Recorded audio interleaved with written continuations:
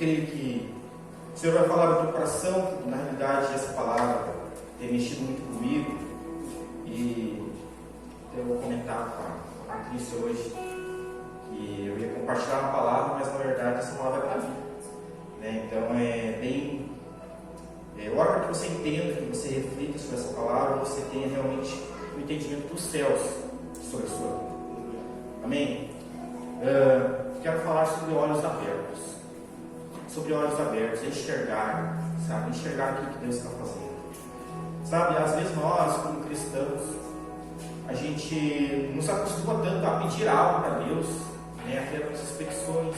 E não é errado isso. A palavra nos dá esse embasamento que nós podemos sim pedir algo a Deus.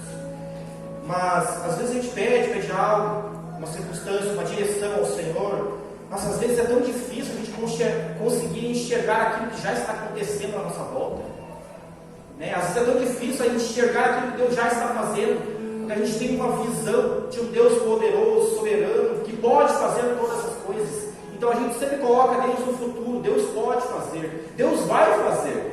Se Ele quiser, Ele vai fazer algo na minha vida. Mas às vezes nós não entendemos, irmãos, que Deus já está fazendo algo na nossa vida. Deus já está fazendo, e a gente não consegue ter essa sensibilidade e entender e ser grato por aquilo que Ele já está fazendo. Sabe, isso mexeu muito comigo, porque muitas vezes, né, eu também, às vezes é difícil a gente ter a paz que excede todo entendimento sobre a nossa vida, sobre a nossa mente, sabe? Às vezes tem pessoas que, assim como eu, não conseguem parar muito a mente está sempre raciocinando, buscando algumas alternativas, e às vezes a gente não enxerga aquilo que Deus está fazendo, e às vezes a gente se inquieta tanto, pensando naquilo que Deus pode fazer, e a gente não enxerga aquilo que Ele está fazendo, e às vezes a gente gasta energia sem necessidade. E é um pouco sobre isso que eu quero falar nessa noite, né? Enxergar aquilo que Deus está fazendo. Quero ler um texto com vocês, se você puder acompanhar, em Gênesis 21. Em Gênesis 21, verso 14, tem uma história muito interessante. Não é muito descrita, muito falada, muito pregada essa história, mas essa história mexe muito comigo. De vez em quando eu me pego lendo ela, porque ela fala muito sobre essa questão. Gênesis 21, 14 diz o seguinte: na manhã seguinte, Abraão levantou-se de madrugada, pegou pão e um óleo de água, pôs tudo sobre as costas de Agar, deu-lhe ao menino e a despediu. Ela saiu andando sem rumo pelo deserto de Berseba. Quando acabou a água que havia no odre, Agar colocou o menino debaixo de um dos arbustos, e abastecendo-se foi sentar-se em frente, e afastando-se foi sentar em frente, a distância de um tiro de arco, porque dizia: assim eu não verei meu menino morrer. E sentando-se em frente dele, levantou a voz e chorou, dizendo: Deus, e chorou. Verso 17: Deus, porém, ouviu a voz do menino, e do céu o anjo de Deus chamou Agar e disse: o que é que você tem, Agar? Não tenha medo, porque Deus ouviu a voz do menino. Aí onde ele está, ponha-se de pé e levante o menino e segure pela mão, porque eu farei dele um grande povo. No verso 19: então Deus lhe abriu os olhos, e ela viu um poço de água, e indo até o poço, encheu o odre de água e deu de beber o menino. Deus estava com o menino, que cresceu, morou no deserto e se tornou flecheiro. Amém? Se puder deixar no 19 para nós, vamos deixar aí por enquanto. Sabe, essa história de Agar, rapidamente, Agar era serva de Abraão e Sara. Agar foi também a responsável por dar o primeiro filho a Abraão, porque Sara não podia dar filhos, então Sara propôs, né, que Agar fosse o filho de Abraão. Ele teve então seu primogênito Ismael. E tudo ia bem até que então se cumpriu a promessa sobre a vida de Abraão e Sara, e nasceu o filho da promessa, Isaac.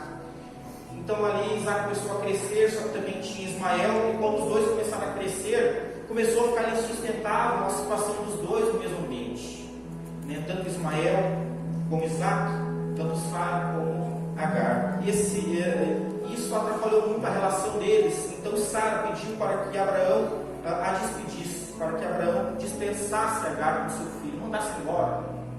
E Abraão no começo não quis, porque isso era contra a lei. Mas o Senhor, Ele falou a Abraão: pode fazer aquilo que Sara está mandando. pode fazer, eu autorizo. Então Abraão pegou Agar, seu menino Ismael, deu um pouco de pão, um pouco de água e a despediu. E a partir desse momento se rompeu. Então ficou Ismael de um lado e Isaac de outro. E a palavra diz que então Agar ela começou a ir pelo deserto, enquanto tinha pão, tinha água, estava tudo certo, os dois caminhando, ela dava pão, dava água para o menino. E caminhando até que chegou a um certo momento no deserto que acabou a água. Acabou a água, então Agar começou a se desesperar, porque onde é que ela ia arranjar água no deserto? E claro, o menino, sendo mais novo, automaticamente ele começou a se desfalecer primeiro. E Agar, vendo aquela situação, ela entendeu: meu filho vai morrer de sede. E para que ela não visse isso, ela se afastou, para não ver o filho dela morrer. E a palavra diz que o anjo veio para ela e disse para ela: se acalma porque há uma promessa também sobre Ismael. E aqui a palavra diz então que Deus, olha só o verso 19, Deus abriu os olhos e ela viu o poço de água. Então, irmãos, aqui nessa história nós vemos um grande milagre, amém? Um grande milagre. Mas a questão é que o grande milagre não é aparecer água no deserto. O grande milagre não é surgir um poço no deserto. O grande milagre que nós vemos aqui é Deus abrir os olhos daquela mãe. Porque a água, o poço já estava, mas ela não estava enxergando aquilo que estava à sua frente. Porque ela estava tão agitada, tão preocupada com aquela situação, com aquela circunstância, sem poder fazer algo de maneira natural, e ela não conseguia enxergar aquilo que Deus já tinha colocado à sua frente. Deus já tinha dado uma provisão para aquela mãe, mas ela não conseguia enxergar aquilo que estava à sua frente. Mas quando Deus abre os olhos de Agar, a palavra diz que ela enxerga um poço à sua frente. A palavra não diz que surge um poço, surge água. Nós vemos que essas descrições aconteceram algumas vezes na Bíblia. Mas dessa vez, o milagre não foi surgir água no deserto. O milagre foi abrir os olhos daquela mãe. Porque ela não estava enxergando a provisão que já havia perto dela. Então Agar estava agitada, preocupada com aquela situação, e ela não conseguia enxergar mais nada.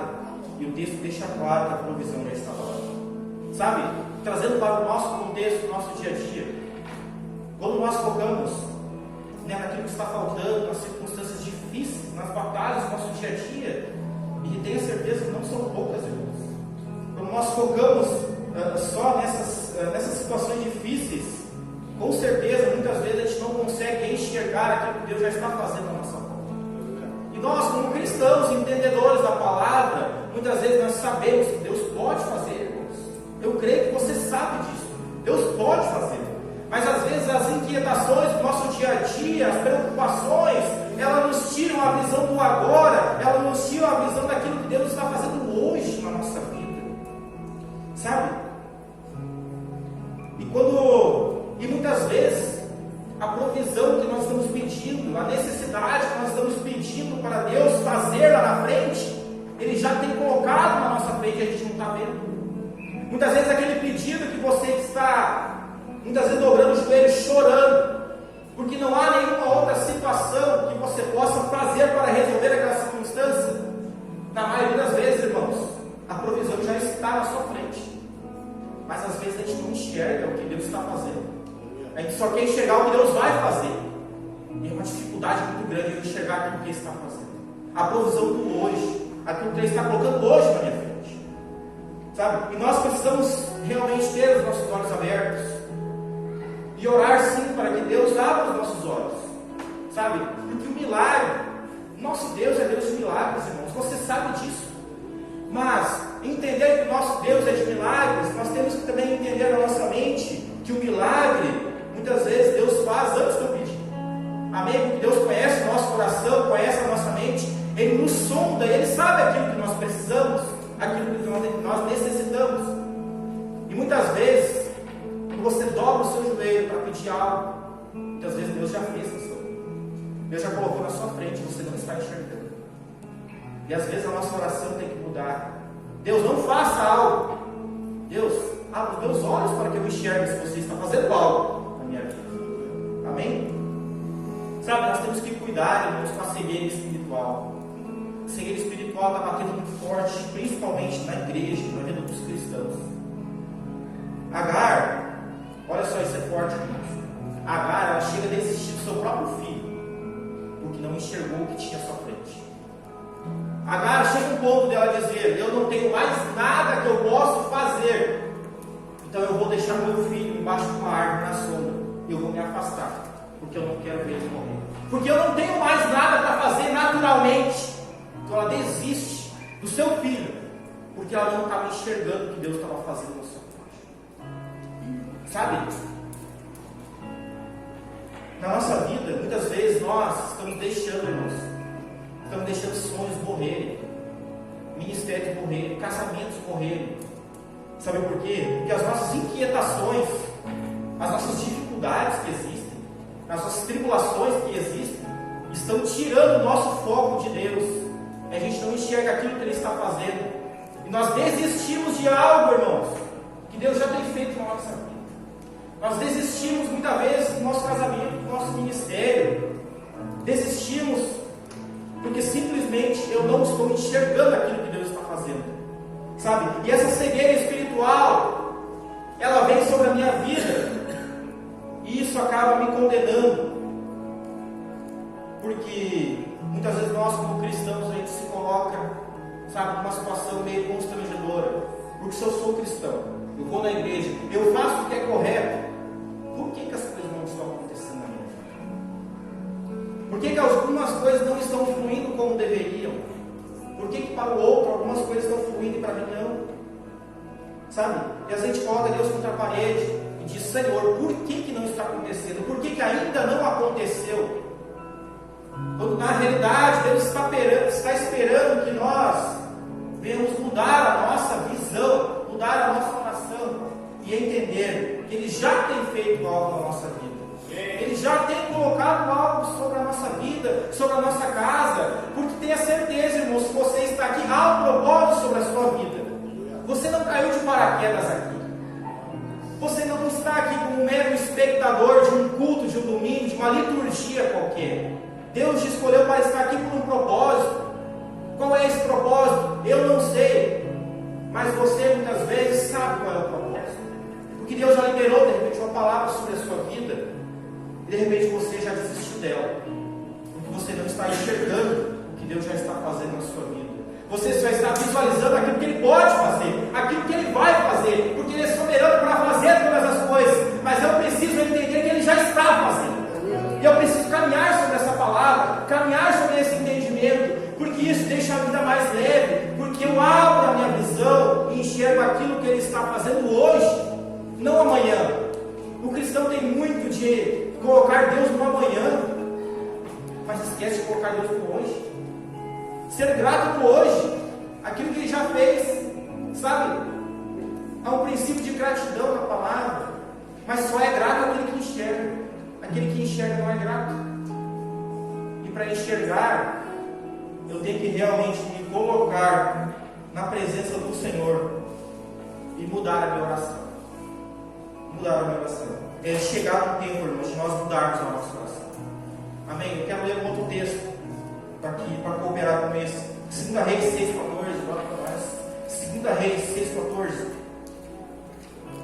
É chegar no tempo de mudar a nossa oração.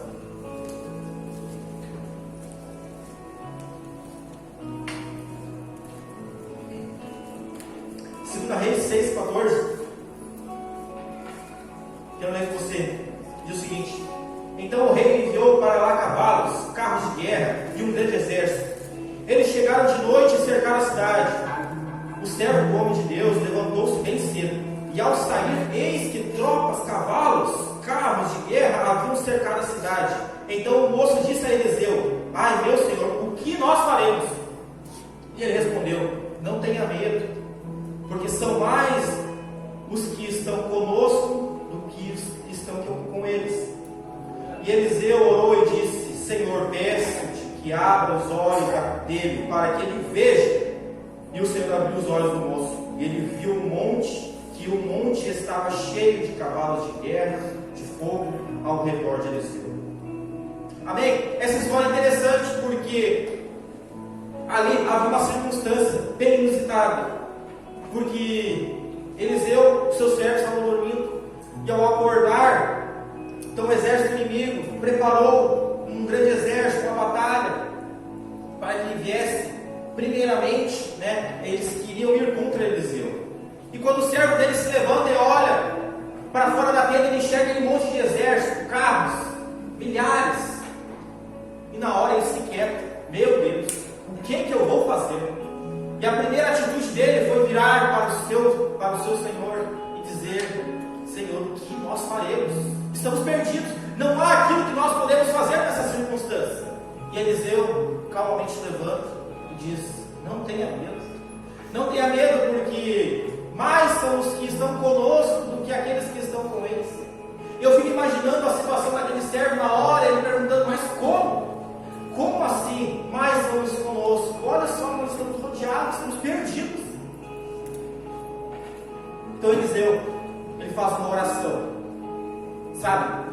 E aqui está a chave. Eliseu não ora para que Deus livrasse eles da batalha. Eliseu não ora para que Deus desse a vitória para eles naquele momento. Sabe qual foi a primeira oração de Eliseu? Senhor, abre os olhos do meu servo. Abre os olhos do meu servo para que ele enxergue assim como eu estou enxergando. Sabe por quê? Porque aquele servo, ele estava tão inquieto, tão agitado com as circunstâncias à sua volta, que ele não enxergava aquilo que já estava à sua frente. Mas Eliseu, ele sabia que a provisão de Deus já estava à sua frente. Ele já estava enxergando. E ele ora para o Senhor e diz: Senhor, abre os olhos dele, para que ele enxergue da mesma maneira que eu estou enxergando. Amém? Que ele enxergue da mesma maneira que eu estou enxergando. Porque muitas vezes, irmãos, a nossa oração, ela tem sido errada. Senhor, faça algo. Senhor, mova algo na minha vida. E às vezes nós temos que tomar o exemplo de Eliseu e orar: Senhor, abre os meus olhos. Senhor, abre os meus olhos para que eu enxergue o que está acontecendo à minha volta. Senhor, abre os meus olhos, porque eu sei que a provisão já está. Porque o Senhor já tem feito grandes coisas na minha e na sua vida. E eu creio, irmãos, que o Senhor já tem liberado algo sobre a sua vida. Basta que nós venhamos abrir os nossos olhos. Então mude a sua oração.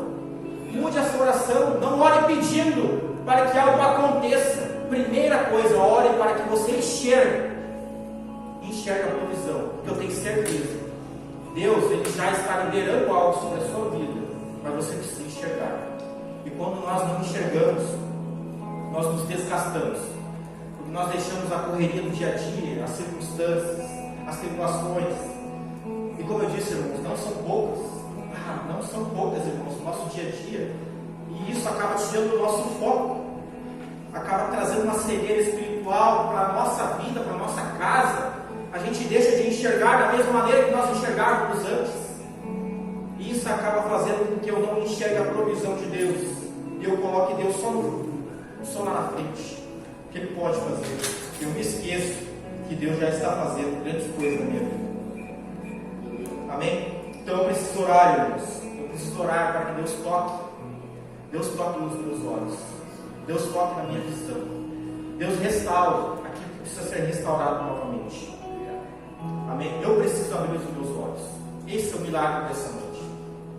Se você veio aqui em busca de um milagre extraordinário sobre a sua vida, eu quero liberar sobre você essa noite. Hoje, o milagre que Ele vai fazer é você enxergar aquilo que Ele já tem liberado sobre a sua vida. Hoje o grande milagre vai ser você chegar na sua casa e você entender: Senhor, hoje eu estou enxergando. O Senhor já está fazendo aquilo que eu estou pedindo ao teu Deus. Aquilo que eu estou pedindo há tanto tempo, o Senhor já está fazendo, já está acontecendo, as coisas já estão se movimentando, Senhor. Eu que não enxergava, eu que não estava vendo, mas glória a Deus que hoje eu estou vendo a tua provisão na minha casa, no meu casamento, no meu ministério, na minha vida financeira. Amém? Em nome de Jesus, hoje o milagre é abrir os olhos. Glória a Deus, porque eu tenho certeza, Deus já está movimentando algo sobre a sua vida. Em Marcos 8, 25 tem uma história interessante. Quando Jesus era para o cego, ele chega para o cego e a palavra é o seguinte: Então Jesus novamente, olha só, Jesus novamente pôs as mãos sobre os olhos dele. E o homem, passando a ver claramente, ficou restabelecido e distinguia tudo de modo perfeito. Mais uma vez, Jesus novamente pôs as mãos sobre os olhos dele. Sabe, eu quero agora falar para você que já tem a sua vida de fé consolidada, você que já tem algum tempo de caminhada na igreja, de conversão, sabe?